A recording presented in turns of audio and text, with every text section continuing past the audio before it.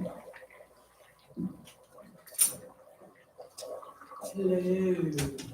Welcome to Swami Swanson's House of Crystal Ball. Hello. Come in if you dare.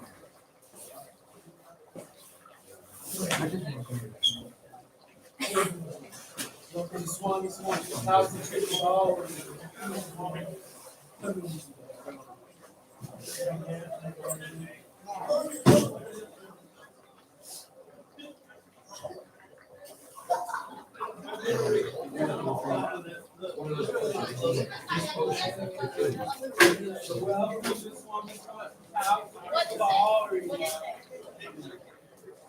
Ask me a question.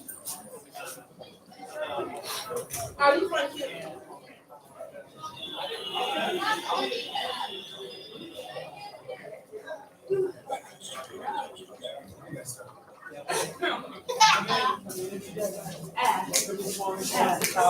Hallelujah. Ooh. It smells like a ball. Y'all, he was recording. I went for the concert. Hallelujah. Oh my God. Other folks who be on YouTube like, Who child is that? Who black child is that? it's black money. You feel better today? Stop playing, man. I'm so glad I feel Stop playing. Stop playing.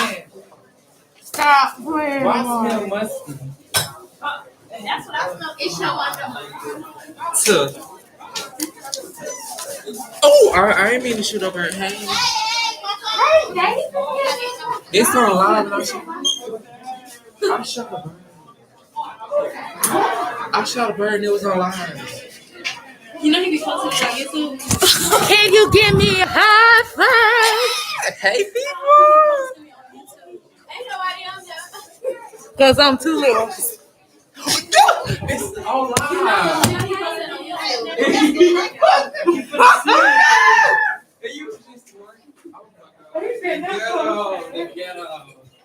It smells a husk. He gonna have to eat it and start moving. What is the smell? He Oh my gonna God. have to eat it and start moving. He's only been live for like 2 minutes. Y'all need to check y'all. Listen here. Candace, you run to the water fountain. It's probably just so that in there. It smells like tacos.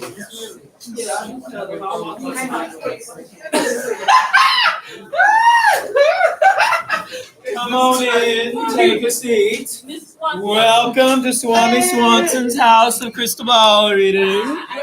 Enter if you dare, but only if you dare. It smells like tacos. Smells like November in here. November. No, we don't. It smells like somebody's mother. Matter of fact, So, did you feeling enthusiastic today? Because closing day. I like that. Hey, my crystal ball says you shouldn't touch my stuff. Zariah watched front of it and start next. you You don't want to post it. gonna post that. You gonna post that? You gonna post that? So I went and I said, Post it on Facebook. Especially not on Facebook. They gonna go in. Like they did us that one time. no, because they're gonna like, They said, look at Zariah. I know, right? That's going in on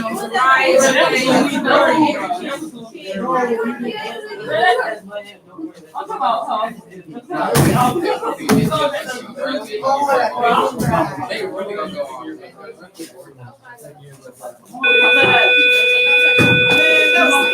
Hello and welcome to Swami Swanson's House of Crystal Ball Reading. Will we have a good class today? He said, I don't think so. That's not good. That's not good.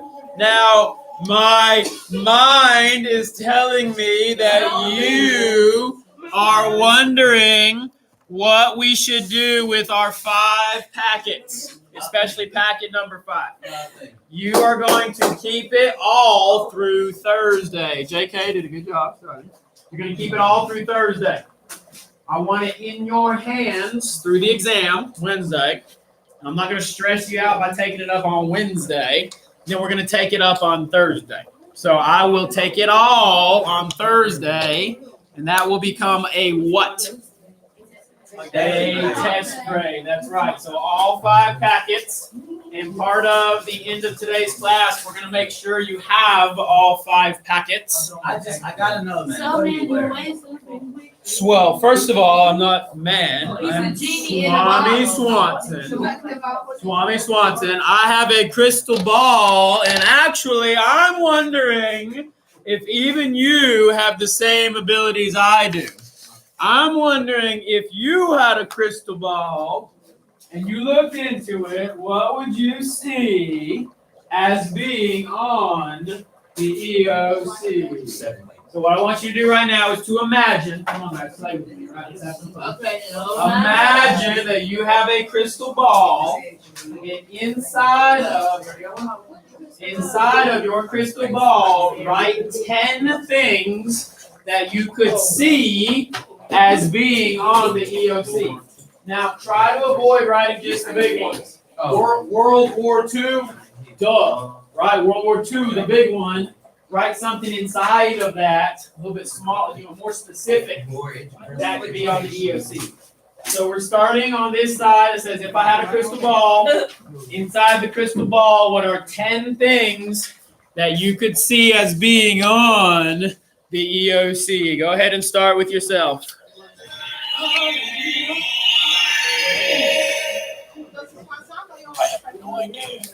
I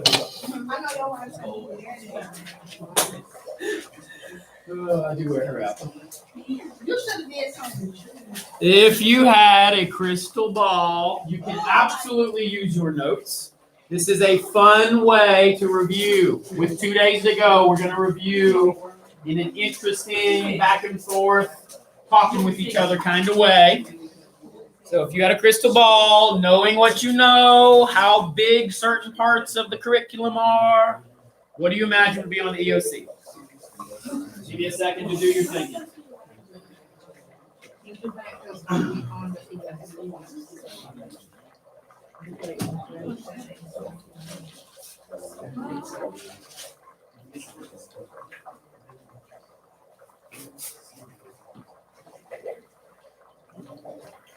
Trying to get a little more specific than just saying our section headers.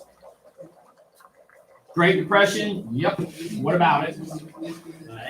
First 5 presidents? Yep. What about them?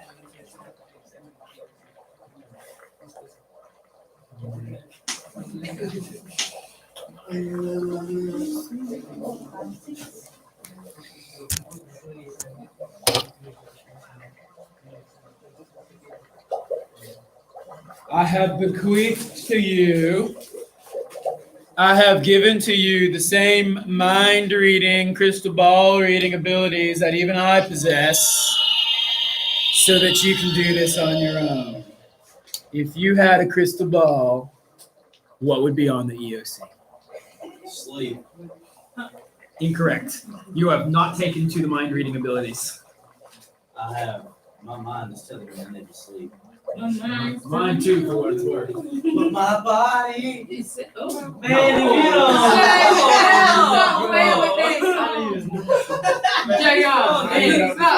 Baby, not no sleep. Have a blind crystal ball. Oh, that's 3 out of 7. Write some more. Now you could write in a real nice list. You could kind of spread it around inside the crystal ball, almost like a snow globe. This is fun, guys. We're having a fun way of reviewing. Got 1 more minute by yourself, then I'm going to turn you to a partner. You're going to share with each other. Because does anybody in this room come up with the same list of 10 items ever? No. David's doing a great thing. He's looking at the presidential wall. This would be a great place to start. Y'all can't call me now. I did look over there. Good. I'm glad. I can see right here. All right, go ahead and find a partner, whether it's your shoulder partner, front, back. If you need to do a group of 3, I'll allow it. But find a partner and share with them what you came up with. Do you have the same things? Do you have different things? Talk about it real quick. Do that for a few minutes.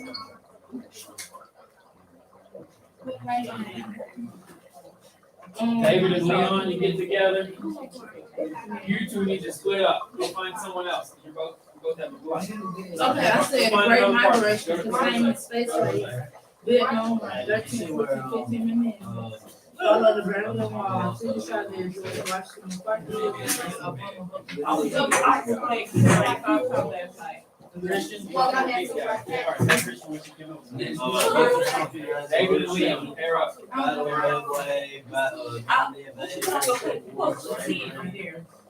Racial segregation. I know you two are buddies share with each other. I only did one short fight. Me 10. I'm looking for 10. Shut up. We're gonna be so aggressive. Hey, I'm gonna talk about purpose. We're gonna talk about So through the review, Swami Swanson says you're on your own. so like we can't sleep today. What is no? Okay, I'm gonna be what is what about I don't know. okay, then put something in. I wrestled all week. I would be too after losing all those matches. All right, about 30 seconds to wrap up with this partner, then you're going to switch partners. When you switch, you got to move. I will not let you just sit there. You have to move. I will shake it up. I will make you stand and move. So 30 more seconds for the partner that you're on.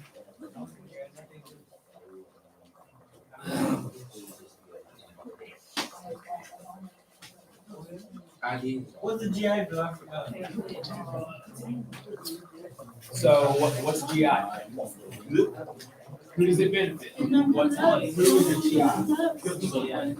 Yeah, I mean. That's what I had. So I'm celebrating. And what he gonna do? Because I finally let go of my All related to fun. All right, switch partners. You must move. You must walk. You cannot just turn to someone else. Get out of your little comfort zone. So watch this. Here's my mind powers. Arise. Arise. Arise. Kayla, Jose, Spencer, Jay. Look at that. I got you all standing up. Find a different partner than usual. I sense that there's a visitor at the door. My mind tells me she habla español, and it's Kristen Stroud. I just knew it. Oh my God. Talk with another partner about what you came up with.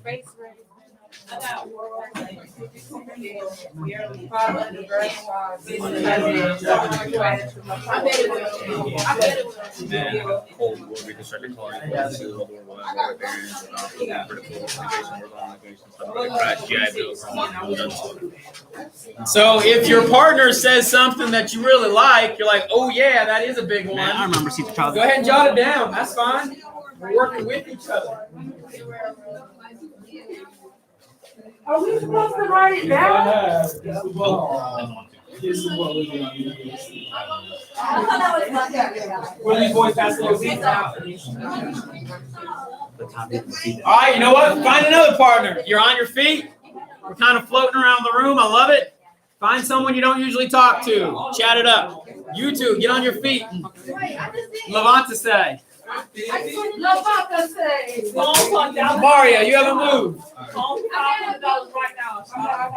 This is your last partner. Find one more person to chat it up with. Someone you maybe usually don't talk to. That's fine. We're growing.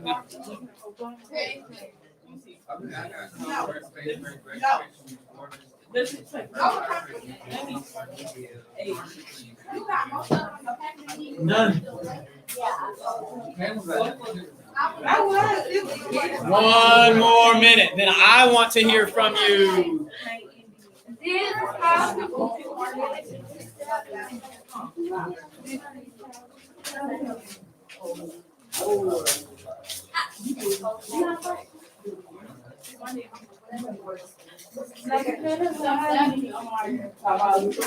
Unless you got a boyfriend. No. What do you do now? That's What are we going to prevent?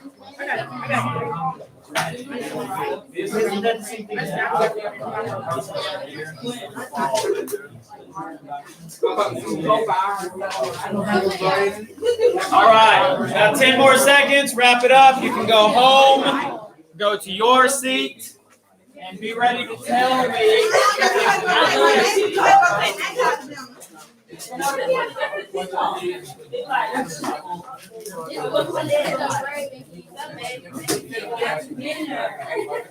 All right, I am curious. You're a very bright group. You have had a chance to talk with each other. Tell me, what does your crystal ball say will be on the EOC Amaria? Tell me something.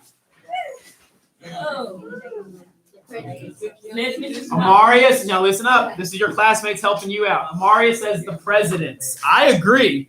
I absolutely believe presidents will be on the EOC. Which one and like what about him maybe? Hey, hang on. I'm going to get to everyone that wants to offer. Jefferson, what is he known for? I think that is a large topic, and I agree with Amaria's crystal ball. I think Jefferson and the Louisiana Territory, Louisiana Purchase, is a pretty good guess, crystal ball guess, for what might be on the EOC. The Louisiana Purchase did what to the United States? Doubled it. That's the big takeaway. Maria, excellent. So the way she shared, that was a great way to do it. Who else has something to share? JR, what does your crystal ball tell you would be on the EOC? The Normandy invasion. That's a big one. Also, AKA, also known as what? D-Day. Excellent. Let's place it in the right war. What war are we talking about? World War II. Deuces. Okay, World War II. And then specifically in World War II, we have a kind of a two-part of the fighting. What are those called? Two different parts? Theaters, right? Not to be confused with the movie theater, but we have the Pacific Theater and the European Theater. Where, JR, that all drives me to this point, where was D-Day? Which theater was it a part of? European Theater. Excellent. Who was the big enemy in the European Theater? Germany. Nazi, Germany, Hitler. Both of those questions, No, you didn't. You knew it, JR. You had enough understanding in your brain to make a good guess at that question. That's good. All right, who else has a crystal ball that tells them something will be on the EOC? Me. Nasia, then JK. Nasia, what you got? Camp David. Okay, tell me what is Camp. What happened at Camp David? Excellent. So, under what president? Carter. That's right, Georgia's own Jimmy Carter. Guys, I have the president's wall up for a reason. Even though, I'll take the moment to say this, even though we're not going to be in this room for the exam, because there's too much on the walls for me to cover up, what I'm hoping is that on these last couple days, today, tomorrow, you'll kind of grow, you'll remember what's on the wall. And even though you won't be in this room, you may look to your right and kind of visualize the president's wall, and it might help you out, right? Those of you that are visual learners, I think you're locking it into your brain. And you're going to be able, that wall was going to help you on the exam. So that's why I point out Jimmy Carter right there. Camp David Accords is what was in her crystal ball. And it is very notable because it's between two countries that are very different from each other. Israel, Egypt. How are they very different from each other? One is characterized as what religion? Muslim. What country is that? Egypt. Okay. And then the other is characterized as what religion? Jewish. Which country is that? Israel. Israel is the homeland to the Jewish people, right? The reason I agree with Renee's crystal ball is because this is such a significant event dealing with the U.S. brokered the deal, but it deals with the Middle East, and the Middle East is a pretty sporty topic, right? So I think the Camp David Accords is a pretty good guess. Good one. JK, you're next. Containment. Containment. Well, why don't you put a lid on it already? That's what containment is. Puts a lid on what? Communism. I agree with your crystal ball, JK. I think that could definitely be on the exam. Who else? Leon, what you got? Yeah. What's your crystal ball tell you could be on the exam? The Great Migration. Now, I'm glad he brought that up because we deal with two different migrations. The Great Migration deals with what people group?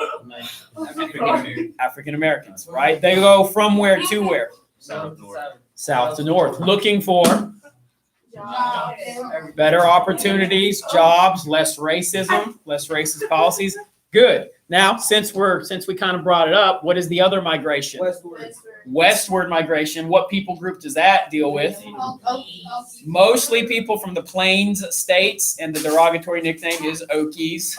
Okay, you might think of Lincoln Riley leaving Oklahoma and going to California. I know that doesn't land in this room.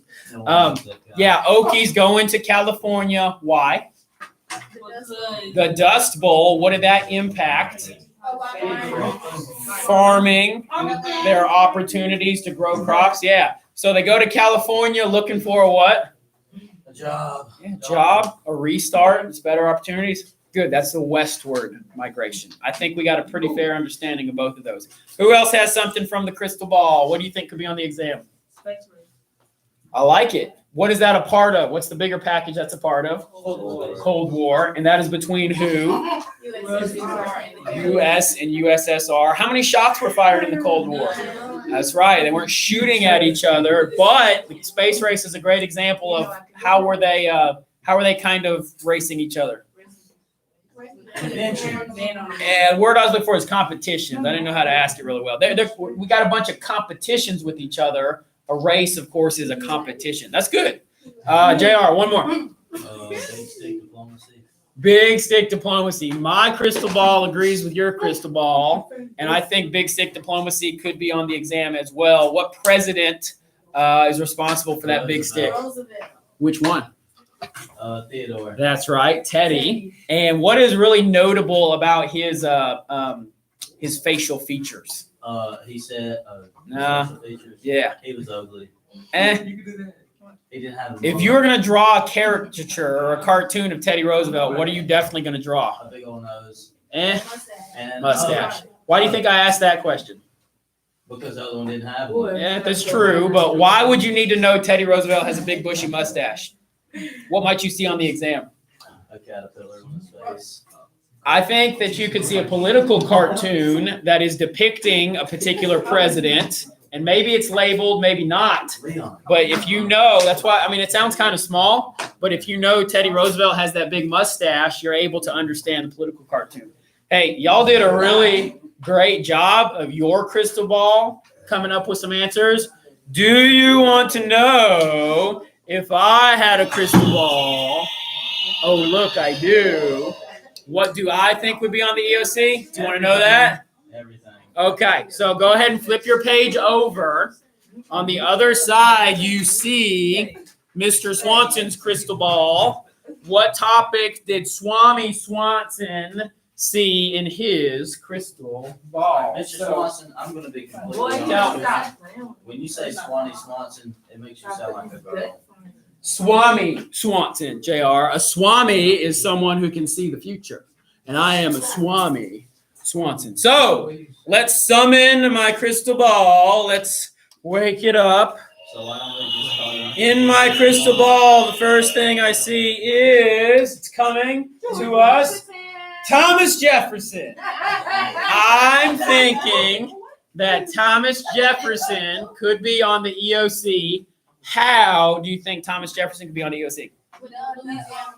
Okay, that's good. We did bring that up. What is something, and we did already talk about that. What is something that he wrote that is really famous and important?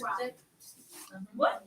The Declaration. Okay, so hang on. Okay, I hear you. The Oh, look, my crystal ball. It tells us more. Thomas Jefferson and the Declaration of Independence. Okay. Now, what did Thomas Jefferson's writing kind of reflect? It showed that he was tuned into a certain type of philosophy. What philosophy was that? ELA. It starts with an E. I'll give you that much. Huh? Economics. European. What type of principles, right? Other type of philosophers was Thomas Jefferson really influenced by? It's like a light bulb turns on over your head. Light, right? That's what I was going for. Okay. Thomas Jefferson was greatly influenced by Enlightenment thinkers. Which one in particular? Remember his name? Locke and Key? John Locke. Now, I think that it's pretty reasonable that a question about Thomas Jefferson, Enlightenment thinking, John Locke, and the Declaration of Independence could show up on EOC. I think that's what my crystal ball tells me. John Locke wrote Life, Liberty, Property. Thomas Jefferson wrote Life, Liberty, Pursuit of Happiness. Now, today we might call that plagiarism, but at the time they didn't have a little plagiarism checker. And what the heck does it matter, right? He wrote the Declaration of Independence. So Thomas Jefferson, Declaration of Independence, connected to John Locke. That's what my crystal ball tells me could be on the EOC. Let's summon the powers of the crystal ball one more time.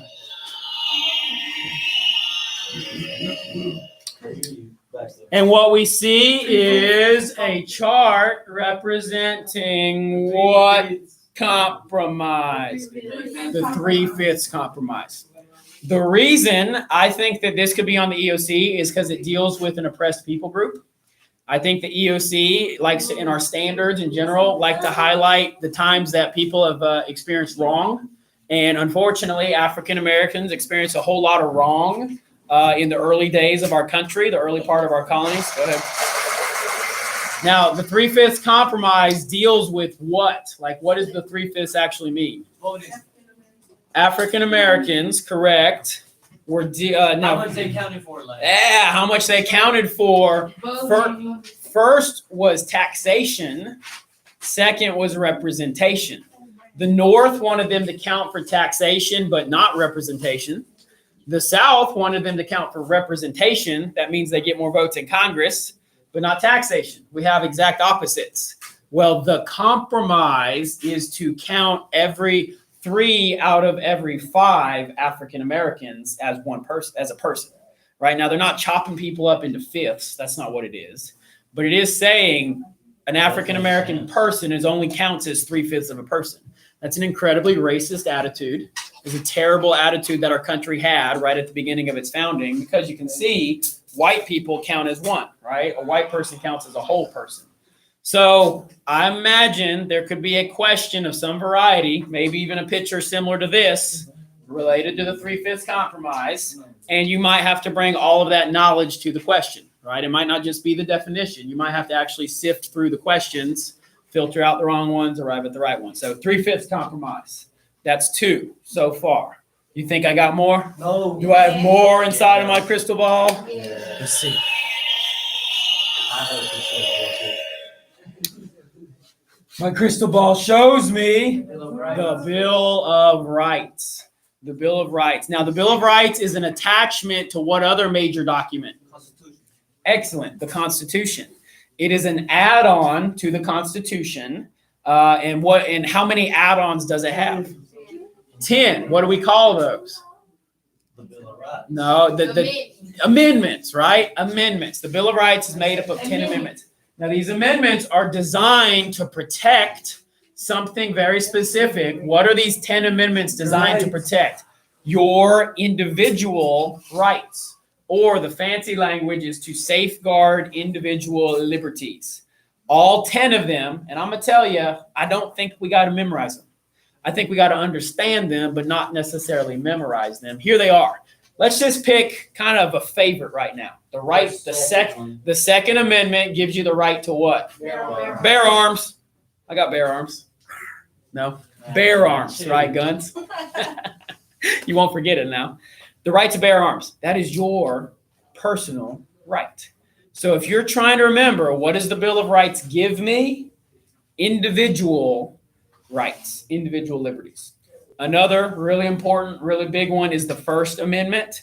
To be honest, this First Amendment could be peeled back into like 4 things: freedom of speech, freedom of press, freedom to assemble and protest. You could peel that back to like 4 different things, but it's all packaged into one. Point is, your right to speak your opinion, that's individual. Bill of Rights gives us safeguards our individual liberties. It has been added to the Constitution. Who really demanded that the Bill of Rights be added? Which kind? Which? Anti-federalists, okay? And that's a big package there, federalists versus anti-federalists. But you got to understand, anti-federalists wanted a smaller government, and they wanted more protection for rights. So they said, we will agree to this whole Constitution thing if and only if there are these 10 safeguards as well. And these amendments continue to be added to. We talk about many other amendments, but the Bill of Rights is the first 10. My crystal ball, my spidey senses tell me that there's probably going to be a question related to the Bill of Rights. Think I've got more? Your answer should be yes until I tell you no. Let's see what's next. Oh, my crystal ball has revealed another crystal ball. The word vote, the word free, and the word citizens. I am getting the message that the Reconstruction Amendments are super important. Now, we've been memorizing, and you've been brain dumping 13, 14, and 15 pretty well. You've got these 3 words memorized: free, citizens, vote. But let's not miss let's not miss the bigger understanding. Go ahead, Truman. The 13th Amendment actually did what? When we say free, what do we actually mean? Freed all the slaves. Okay, the 13th Amendment abolished slavery. 14th makes everyone born in the United States a citizen. That one's on the explanatory side, the easy side. And then vote. Who gets the right to vote? Women. Everybody but women. Okay, for 15, which is why I specifically make you remember 19 as well. Okay, these are called. Now here's my crystal ball tells me that the exam might not refer to these really simply as the 13th, 14th, or 15th Amendment. The exam may say something like, according to the amendment that abolished slavery, ... You got to know that's 13. Or it might say the Reconstruction Amendments gave rights to ... Reconstruction Amendments, that's these guys right here. Okay, 13, 14, and 15 comes after the Civil War. These are the Reconstruction Amendments. So big spidey senses that big crystal ball hunch that 13, 14, and 15 might be on the EOC. And wouldn't you know it, my friends, my crystal ball revealed one more thing to me, and that is that on this day in history, December 6, 1865, the 13th Amendment was passed.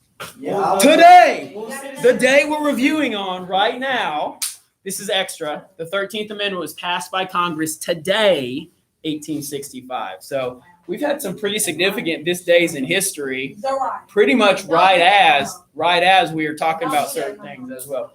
All right, moving right along. My crystal ball speaks to me again. What could it say? What could it say? I hear it from the crowd. Plessy versus Ferguson is the Supreme Court case here. What is the big principle established? Separate but equal. Basically, it affirms what policy? Segregation.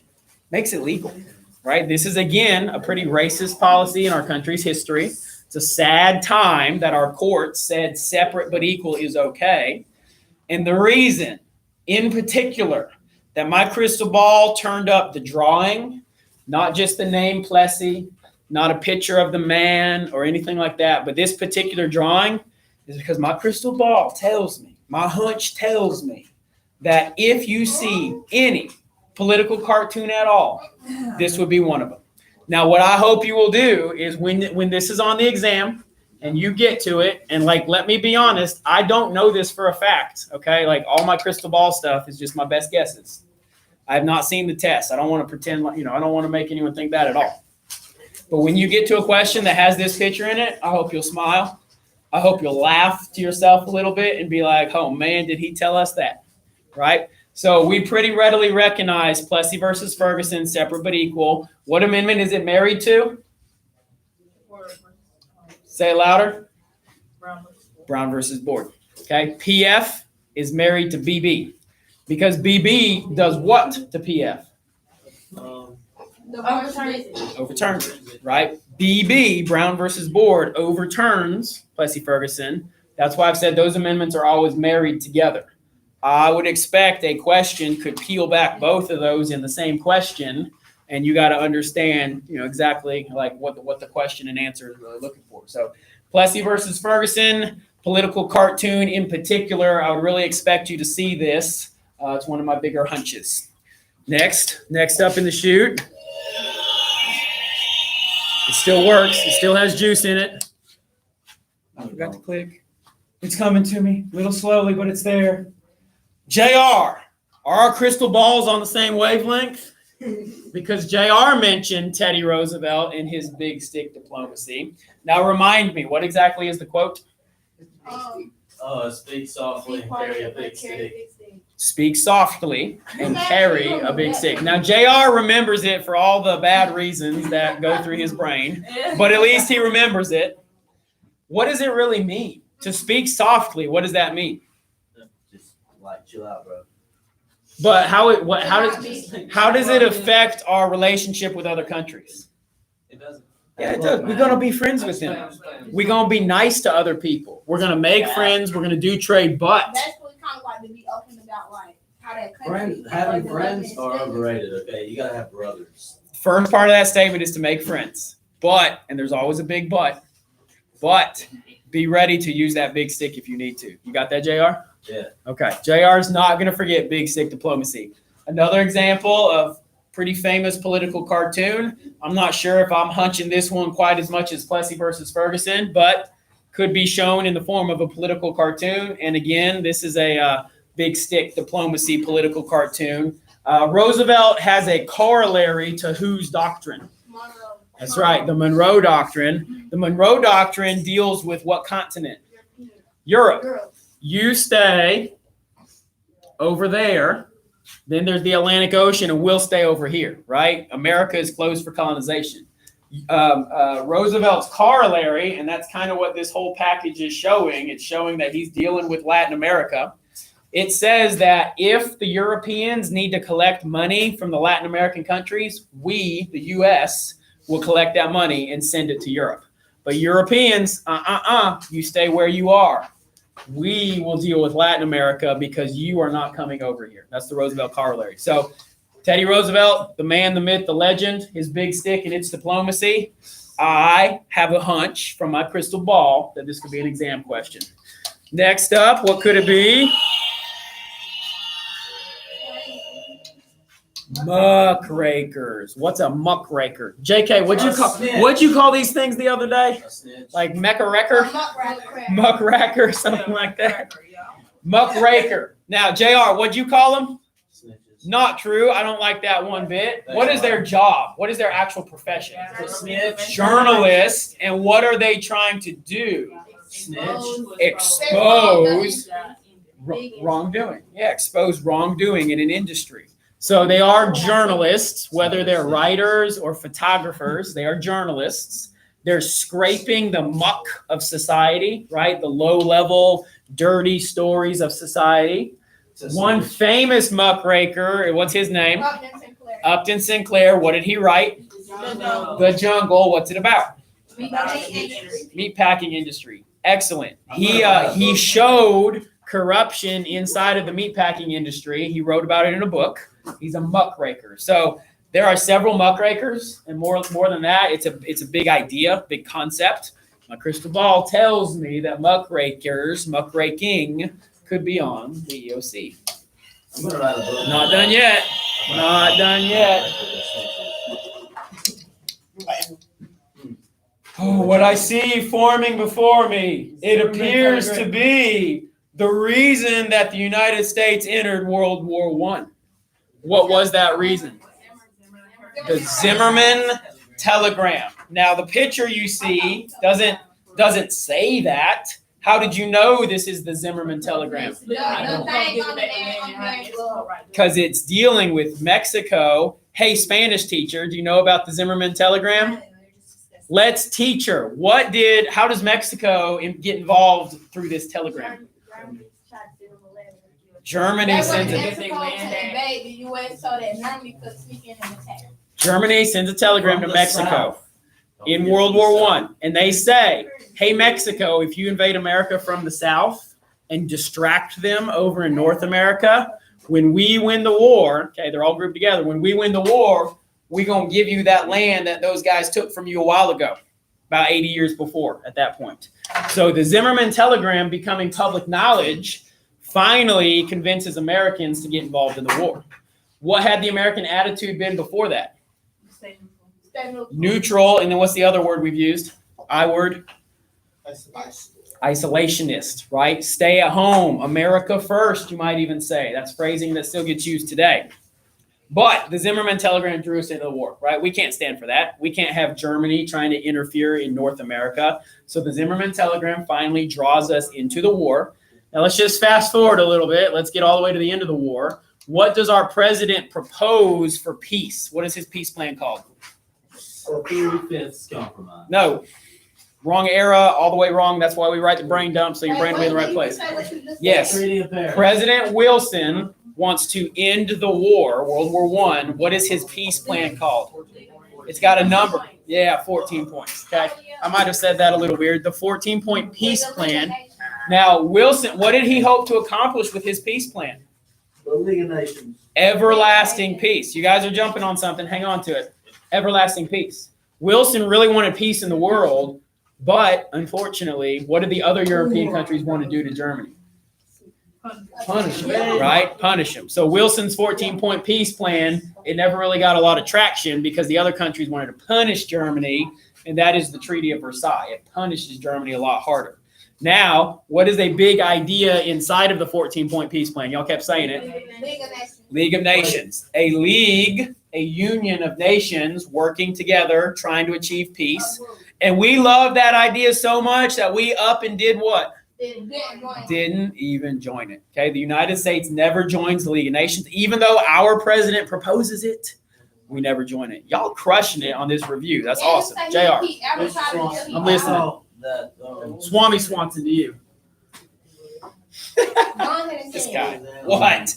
What did you call the peace plan again? Not the 14 points, but the thing that punished Germany. Treaty of Versailles. Yeah. Yeah. I thought that was the thing that told Germany that they couldn't have like tanks and an army and stuff. That's like exactly right. Let me make this real clear. Wilson has a peace plan that is pretty forgiving to Germany, but it actually doesn't become the final treaty. The treaty is the Treaty of Versailles that is a lot harsher to Germany. And I So- thought that was one of the reasons why we got into World War II. That's exactly right. That's exactly right. History shows us that if Wilson's peace plan had been more of what they adopted, maybe being a little bit gracious to Germany, maybe we don't have a World War II. Now, of course, we can never know that. But the Treaty of Versailles was basically a failed treaty. It was way too harsh on Germany. It set us up for what becomes World War II. Good thoughts, JR. If you got more questions on that, I'll get you on the side. Oh, my crystal ball, it's buzzing again. Whatever shall it say? What I see in my crystal ball is Franklin Roosevelt and his New Deal. Now, Franklin Roosevelt comes after what other president?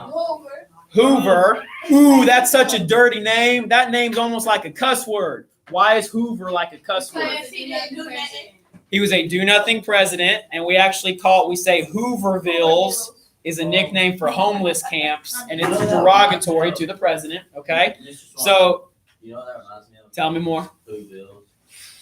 Dr. Seuss and Whoville. Yeah, the Grinch. You might think of the Grinch, right? Hooverville and the Grinch. If Hoover was a do-nothing president, Roosevelt was determined to be what? Do something, right? Do anything. And what he does is called the New Deal.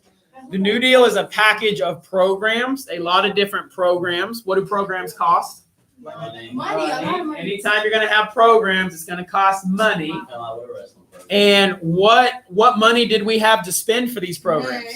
Yeah, we're actually out of money. So that's called deficit spending, spending what you don't have. You guys do that every time you shop with a credit card if you don't have the money to back it up, right? Deficit spending.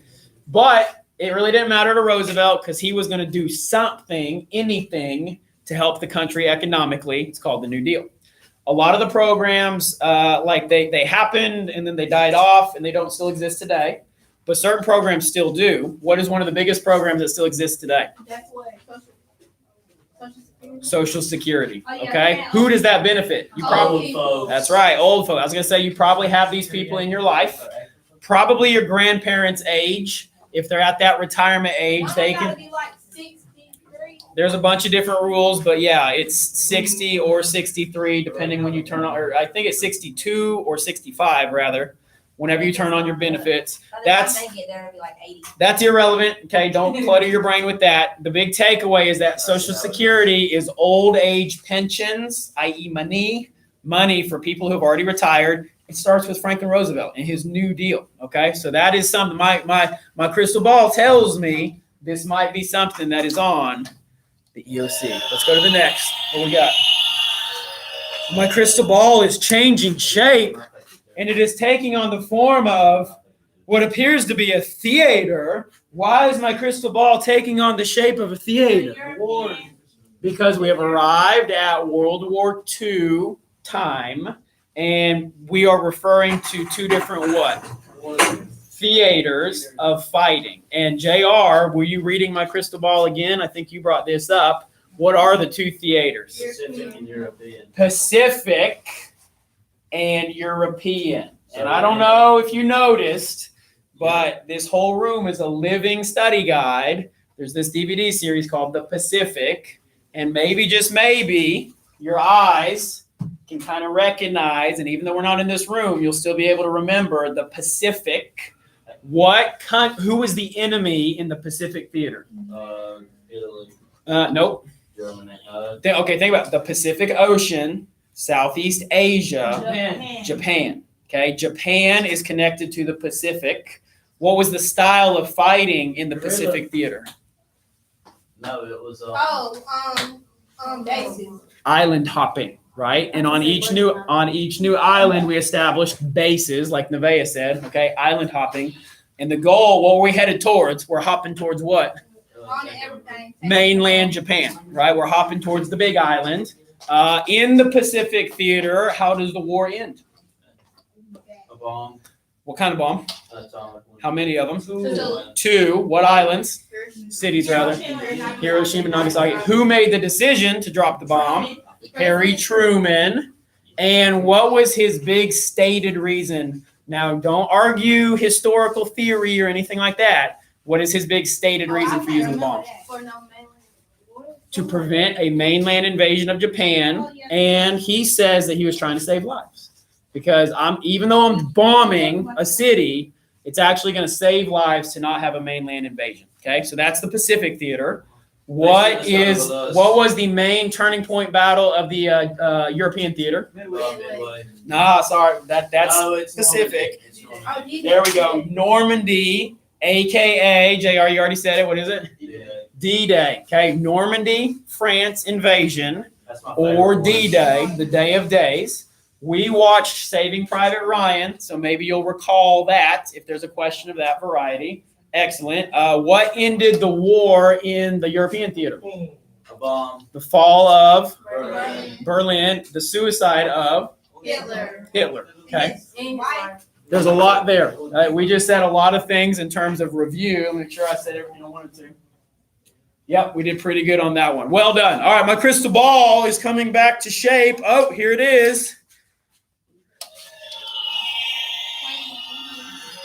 That sounds like maybe open up the chest. Oh, I have a dream. Oh, I have a dream. So what era are we in now? Modern era. Civil rights. Modern era is correct in terms of our units. But Martin Luther King Jr. is the face of what movement? Civil rights movement. What was his big strategy for protest? Nonviolence, right? Be calm. If they're angry and yelling, we are not. Nonviolence. Through the nonviolence, who does this connect him to? What other protester? Cesar Chavez. Okay, my crystal ball doesn't have a picture of him, but those two are kind of connected through the nonviolence. There might be a JR. There might be like a multi-level question that tries to connect MLK and Cesar Chavez because of nonviolence. What writing and speaking is he well known for? I do have a dream. That is a speech given where? Washington, D.C. And let's try to place ourselves in time. What year was that speech? 1963. That's excellent. Because, and the reason I'm trying to help you place that is because the Civil Rights Act of 1964 is what follows that. Okay? So if you can place all those things together and kind of log those numbers in your brain, 1963 for the speech, 1964 for the actual Civil Rights Act. What is his famous essay then called? Letter from a Birmingham jail. My crystal ball tells me this is a situation where we might see an excerpt of the speech or of the essay, maybe 4 or 5 lines. And I know sometimes you guys are like, oh, I'm not even going to read that box. If you were to read an excerpt and it says nonviolence, racial relations, Montgomery, bus boycott, I have a dream of any sort. If you're reading an excerpt along those lines, and maybe it doesn't necessarily identify the author, I hope that it will bring you to Martin Luther King Jr.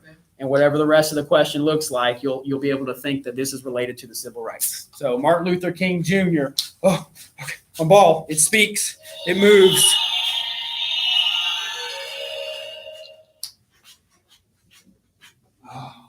Brings me really to the present day. 9, 1, and 1. What am I actually referring to?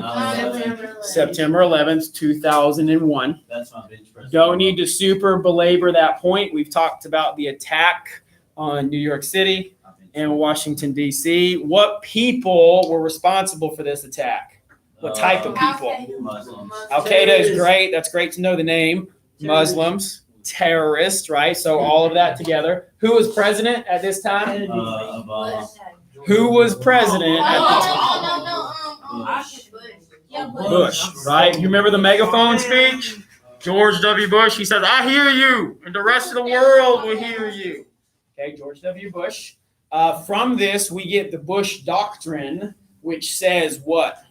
Isn't it the global war against? The global war on terrorism. Okay, and then Renasia says what? We're going to go find you, bad guys, terrorists, before you come and attack us again. Unfortunately, one attack did happen, right? One big attack. But the Bush Doctrine says, I'm going to go find you, and that is why we go to what countries? Iraq and Afghanistan. Because seriously, from your perspective, you might be like, why did we send soldiers all the way over there? The reason is we go to them. And so guess what? Literally so that they don't come to you. You don't have bombs in your streets because American soldiers went over there to take care of business, okay? And then that becomes called, David, what's the whole war called? You just said it? Global War on Terrorism. That's a lot of terms coming together, all related to 9/11 and George W. Bush. And then finally, my crystal ball, it speaks one more time. In my ball, I see President Barack Obama. Now, what year does he get associated with? 2008. He is obviously the first Black president, president of color, African American. All those phrases could come into play. What was his campaign motto? What did he run on? Hope and change. What are we hoping to change? This world. Yeah, but what are people specifically tired of? What were they looking for change in? Jobs. The economy, jobs, and then just be honest, change from the Republicans, right? They had their 8 years.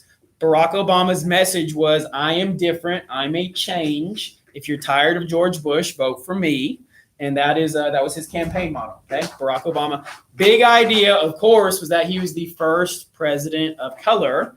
And then because of his race, what impact did he have on voting trends in that year? Hispanics and people of color flocked to the polls to vote when they maybe hadn't ever done so before.